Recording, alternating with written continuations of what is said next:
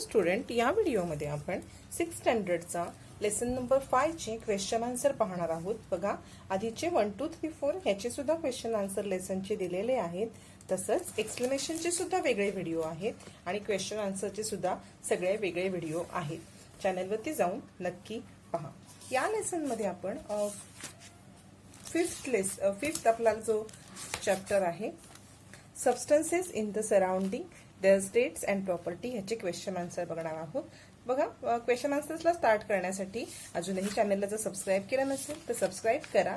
Bell icon दाबा, म्हणजे काय होईल, जेव्हा मी नवीन व्हिडिओ टाकेन तेव्हा तुम्हाला लगेच त्याचे नोटिफिकेशन येतील आणि तुम्हाला चॅनलवर जाऊन शोधत बसायला लागणार नाहीत व्हिडिओ.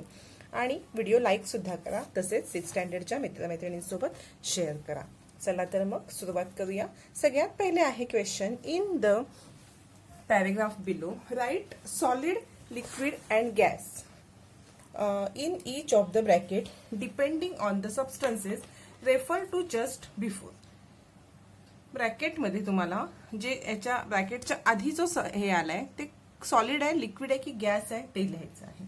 बघा, on the bright sunny day Riya and Gargi are playing with a ball. बॉलच्या पुढे तुम्हाला ब्रॅकेट दिलेला आहे. बॉल कसा आहे, सॉलिड. दुसरा ब्रॅकेट कुठे आहे, वॉटरच्या इथे बघा, कोकोनट वॉटर कसा आहे, लिक्विड. नंतर स्ट्रॉंग ब्रीज म्हणजे वारा. वारा हा कसा असतो, गॅस. पहा, नंतर आहे रेन. रेन कसा आहे, लिक्विड, म्हणून मी इथे लिक्विड लिहिलेलं आहे. पुढे बघा, हाऊस. हाऊस कसा आहे, सॉलिड. क्लोथ. क्लोथ कसा आहे, सॉलिड. कप. कप कसा आहे, सॉलिड. Milk, liquid. अशा पद्धतीने आपण हे फिल इन द ब्लँक्स भरून घेतलेले आहेत. पहा, सेकंड क्वेश्चन आहे discuss. Riya pour some water from her bottle into another bottle. एका बॉटलमधून तिने दुसऱ्या बॉटलमध्ये पाणी टाकून घेतलेलं आहे. विचारला काय प्रश्न, does it change the shape of the water. वॉटरने त्याचा शेप चेंज केला का. बघूया, आपण आन्सर स्टार्ट करूया. बघा, येस. तुम्ही लिहून घ्या. Yes, the shape of water changes. वॉटरचा शेप चेंज होणार का. पण मी तुम्हाला ह्याच्या आधीही सांगितलेलं आहे की सायन्समध्ये आपण क्वेश्चन आन्सर हे पॉइंट वाईज जर लिहिले तर आपलं इम्प्रेशन चांगलं पडतं. म्हणून पहिला yes, the shape of water changes. Second, the liquid do not have a shape of its own. का, कारण लिक्विडला त्याचा शेप असत नाही. सेकंड आहे Halima picks up small stone from the ground and put it in the water in the dish. Does the shape of the stone change? म्हणजे हलीमाने काय केले, stone उचलले आणि डिश मध्ये ठेवले. चेंज होईल का शेप. पहा, no, the shape of stone does not change. Shape change होणार नाही. का होणार नाही, सेकंड पार्ट मध्ये लिहिले, सेकंड पॉइंट मध्ये लिहिले, stone is a solid hence retains is shape. म्हणजे स्टोन हा सॉलिड आहे, त्याचा शेप चेंज होत नाही. नेक्स्ट बघूया आपण. नेक्स्ट आहे write the properties of these substances. म्हणजे खाली जे वॉटर, ग्लास हे जे दिलेले आहेत याची तुम्हाला प्रॉपर्टीज लिहायच्या आहेत. पहा, मी एक चार्टच तयार केलेला आहे इथे. सबस्टन्स ते कोणत्या फॉर्म मध्ये आहे ते मी खाली लिहिलंय आणि इथे प्रॉपर्टी. सगळ्यात पहिला आहे वॉटर. वॉटरच्या काय प्रॉपर्टी आहेत पहा, fluidity, solubility, density, transparency. Glass. Glass कसा आहे, सॉलिड. प्रॉपर्टी बघा, brittleness, hardness, density, transparency. Chalk. Chalk कसा आहे, चॉकची प्रॉपर्टी काय, ब्रिटलनेस, डेन्सिटी. नेक्स्ट, आणि तो कसा आहे, सॉलिड आहे चॉक. नेक्स्ट आहे आयर्न. आयर्न बॉल कसा आहे, सॉलिड. प्रॉपर्टीज काय आहेत आयर्न बॉलच्या, हार्डनेस, डेन्सिटी. बघा, प्रॉपर्टीज काय आहेत, लस्टर, सोनोरिटी, डक्टिलिटी. नंतर आहे शुगर. शुगर कशी आहे, सॉलिड. त्याचे प्रॉपर्टीज आहेत ब्रिटलनेस, डेन्सिटी, सॉल्युबिलिटी. नेक्स्ट आहे सॉल्ट. सॉल्टची प्रॉपर्टी काय आहे, ब्रिटलनेस, डेन्सिटी, सॉल्युबिलिटी. नेक्स्ट आहे सॉलिड आहे. त्याची प्रॉपर्टी काय आहे? Density, solubility. नेक्स्ट आहे कोल. कोलची काय प्रॉपर्टी आहे? कोल कसा आहे? सॉलिड. प्रॉपर्टी काय आहे? Thermal conductivity, brittleness. नेक्स्ट आहे सॉइल. सॉइल कशी आहे? सॉलिड. त्याचे प्रॉपर्टीज काय? Brittleness, density. नेक्स्ट आहे पेन. कसा आहे तो? सॉलिड. प्रॉपर्टी काय आहेत त्याच्या? Hardness, density. नेक्स्ट आहे इंक. इंक कसं असते? लिक्विड. प्रॉपर्टीज बघूया. Fluidity, density, solubility.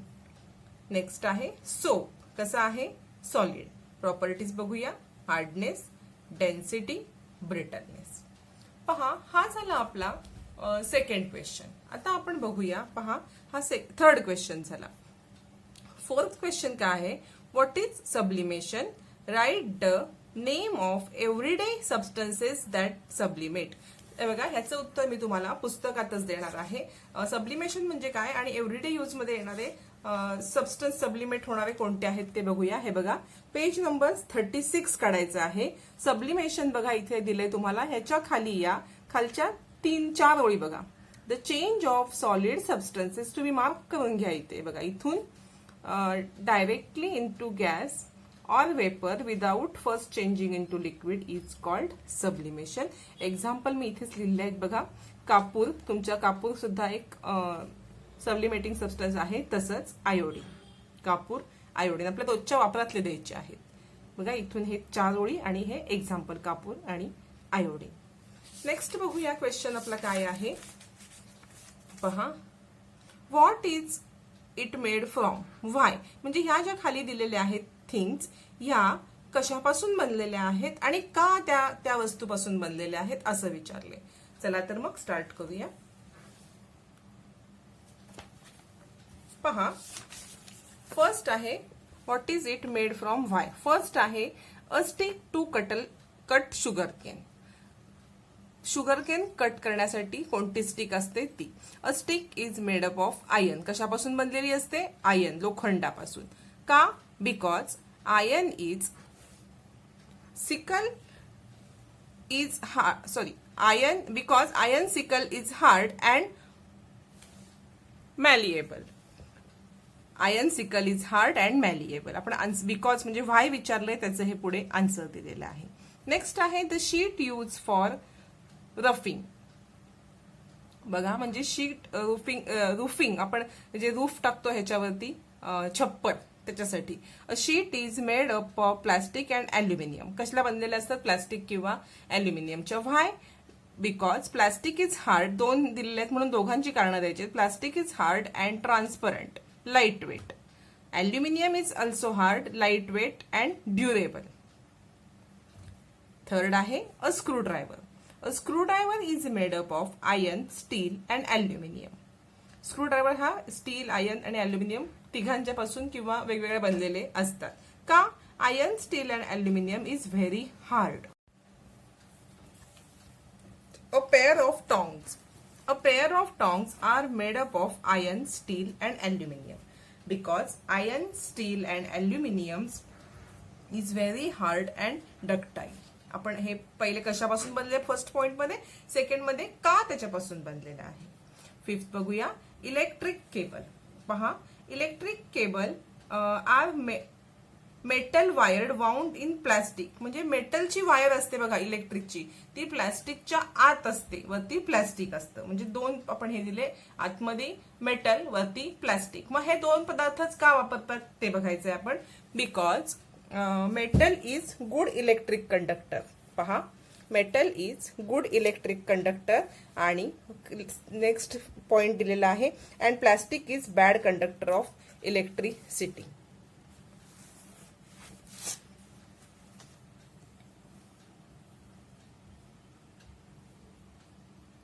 Metal is good conductor of electricity and plastic is bad conductor of electricity. Next बघूया आपण आता काय आहे ते. ऑर्नामेंट्स म्हणजे आपण जे दागिने वगैरे घालतो ते. They are made up of metal like gold and silver. ते कशापासून बनलेले असतात? गोल्ड आणि सिल्वर पासून. Gold and silver possess the properties of hardness, lustre and conductivity. आपण ह्याचं आन्सर का बनतात त्याच्यापासून, तर ते एक तर ते पटकन तुटणार नाही एवढा हार्डनेस असतो, चमक असते त्याला एक, आणि डक्टिलिटी म्हणजे त्याच्यामध्ये पटकन तार त्याची निघते, तारेपासून ऑर्नामेंट बनवायला सोपं जातं, म्हणजे ताणलं जातं ते. नेक्स्ट आहे pots and pan. They are made up of metal like aluminium and still.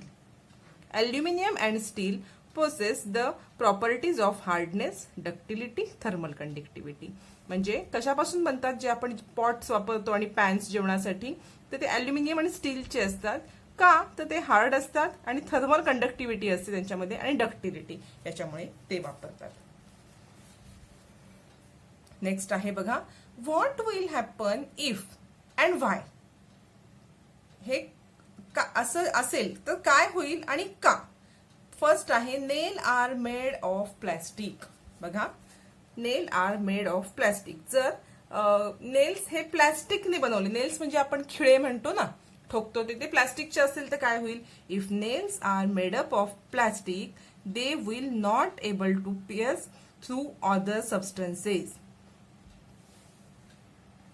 Next बघा, a bell is made up of wood. Bell जर वूडची बनली तर काय होईल. If bell is made up of wood it will never make a ringing sound.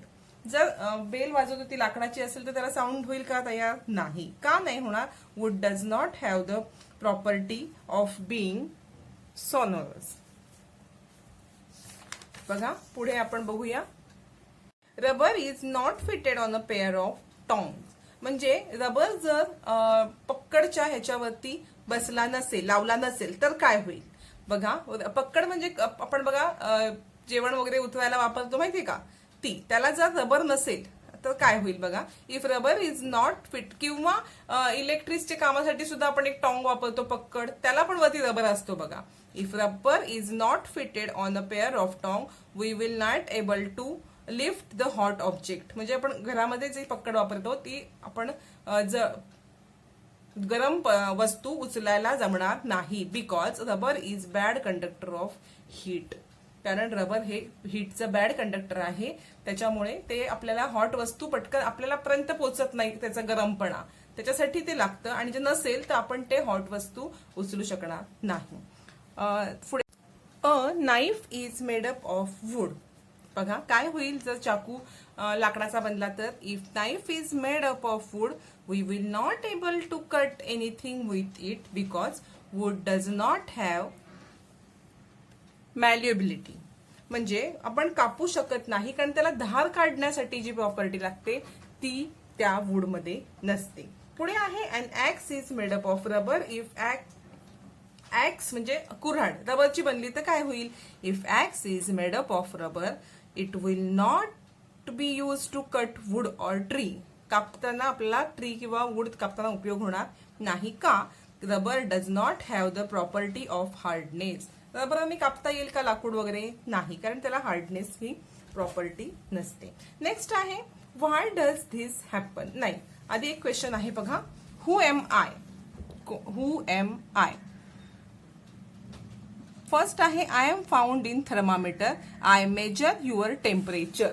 म्हणजे मी thermometer मध्ये असतो, मी तुमचं टेम्परेचर मोजतो. कोण थर्मामीटर मध्ये असते. मर्क्युरी. मर्क्युरी हे थर्मामीटर मध्ये असतं. मेटल आहे मर्क्युरी हे. नेक्स्ट आहे, I make things hot or cold. म्हणजे वस्तूंना गरम आणि थंड कोण बनवतं, तर हीट. हीटमुळे एखादी हीट काढून घेतली की वस्तू कोल्ड होते, आणि हीट त्याला दिली की वस्तू हॉट होते. I am not shape whatsoever. मला डेफिनेट शेप नसतो. कोण आहे मी, लिक्विड. आय डिझॉल्व, आणि गॅस सुद्धा. बघा दोन आहेत ऑप्शन, लिक्विड आणि गॅस दोन्ही. डी आहे, I dissolve in water but not in kerosene. Salt. तुम्ही अजून कितीही उदाहरणं लिहू शकता, मी इथे तुम्हाला सॉल्ट दाखवले. पुढे बघा, what does this happen. A, coconut oil thicken in winter. Why does happen. का झालं कोकोनट ऑइल असं उन्हाळ्यामध्ये हिवाळ्यामध्ये थिक का होतं. पहा, coconut oil coconut oil is in liquid state in winter. The surrounding temperature coconut oil is in liquid state. नेहमी कसं असतं कोकोनट ऑइल हे लिक्विड स्टेट मध्ये. In winter the surrounding temperature start decreasing. Winter मध्ये आजूबाजूचं temperature हे low होत असतं. म्हणून then coconut oil started cooling and change to solid state. त्याच्यामुळे ते कूल होतं आणि सॉलिड स्टेटमध्ये येतं. नेक्स्ट आहे बघा, kerosene left open in dish disappear. केरोसिनचं डिशमध्ये उघडं राहिलं तर ते गायब होतं. कुठं जातं ते? When kerosene is left open in a dish it is expose to surrounding temperature and kerosene start continuously इव्हॅपोरेटिंग.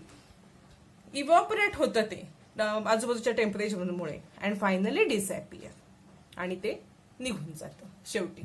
Disappear evaporate म्हणजे काय? त्याची वाफ व्हायला सुरुवात होते आणि ते हळूहळू वाफ होऊन ते संपतं. तसंच बघा, फरशीवरती पाणी सांडलं आणि आपण पुसलं नाही तरी ते आपोआप उडून जाते पाणी. त्याची सुद्धा इव्हॅपोरेट होतं हीटमुळे आजूबाजूच्या.